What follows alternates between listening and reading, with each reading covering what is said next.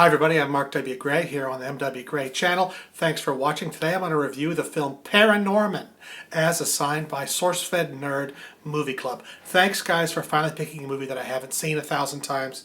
The last few, Ghostbusters, Trading Places. Seen it, been there, done that, which is why you haven't seen me. But here I am. I had not seen Paranorman and it looked interesting. Now, based on the billboards and the commercials, I thought Paranorman would be about this kid who liked monsters and liked horror and nobody understood him, and then he encountered real monsters and had to become a hero. But in fact, it's not. It's about this kid. Sure, he likes monsters and sci-fi and stuff, but in fact, he sees dead people, just like the kid in The Sixth Sense. And there's ghosts everywhere, all in his world. He sees ghosts every day. He knows they're ghosts. He talks to them, and he's pretty happy around them. It's real people who he can't deal with. The kids at school think he's a weirdo and pick on him. His dad is always on his ass, yelling at him, played by Jeff Garland, by the way. His sister is a classic, like, vain, stereotype teenage girl with the shiny lip gloss and everything, kind of a bimbo. Anyway, Norman sees dead people, and sometimes they really want to talk to him, and by talking to them, everyone thinks he's crazy. He lives in a weird little New England town where I guess they burned witches many hundreds of years ago. The plot centers around a bunch of zombies, monsters who come to life based on some old thing from history. This is the witch's curse or something.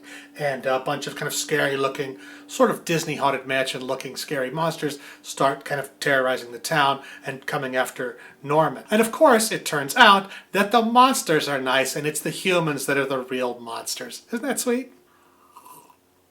What's interesting about this is it's not by the same people who did Nightmare Before Christmas and Coraline, which are saying, oh, it's just like Coraline, because it's stop-motion animation. Nor is it by Aardman, who does Wallace and Gromit and all that. It's by these guys I'd never heard of. Normally for Wallace and Gromit, they sculpt all the characters out of clay and they move their mouths and their eyes one frame at a time and animate it.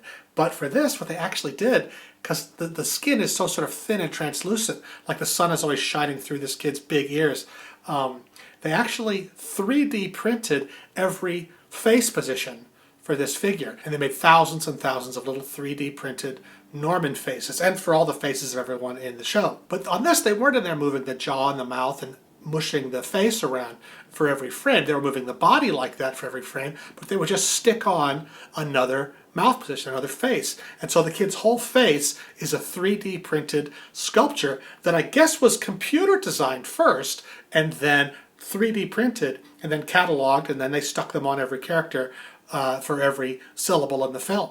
It's a fascinating technique, but it really kind of blurs the line between a computer animated film and a dimensionally animated film, because they had to kind of computer animate the kid first and build him in the computer and then print him out in reality and then photograph him and then probably composite him and remove wires and do all kinds of other digital work afterwards. Now the Lego movie, which just came out, which was beautiful, it looks like a stop motion film that was filmed in reality because it's lit so beautifully and everything, but in fact it was completely virtual, completely computer animated. And it's interesting that they would even bother to still move things one frame at a time. But I guess you really capture a performance in the room. I guess you really capture the real lighting. And I guess there's some old-timey coolness to that. I don't know. But long story short, Paranorman is a really fun movie that was way more intelligent, and way more interesting, and way less dopey than I expected it to be. And it's got a good solid message about like outsiders and weirdos being accepted and good, and we all like that sort of thing. So I recommend it, Paranorman. It's on Netflix. Go get it for yourself. But the film I really recommend on Netflix is The Extraordinary Adventures of Adele Blanc-Sec, which is a French film about this French sort of female Indiana Jones. And it takes place in this beautiful sort of 1920s steampunky era, and it just makes not a lick of sense, but it's gorgeous and funny. It's kind of like Hellboy. It's got a lot of creatures that talk and everything. And it's by Luc Besson, who also did The Fifth Element and a bunch of other great films. So if you're on Netflix, Paranorman is great, but I think you should watch The Extraordinary Adventures of Adele Blanc-Sec. Super weird, super fun. We all loved it. All right, that's it for me. Be sure to like and subscribe and all that jazz, and leave comments below about whatever strikes your fancy. Have a great day.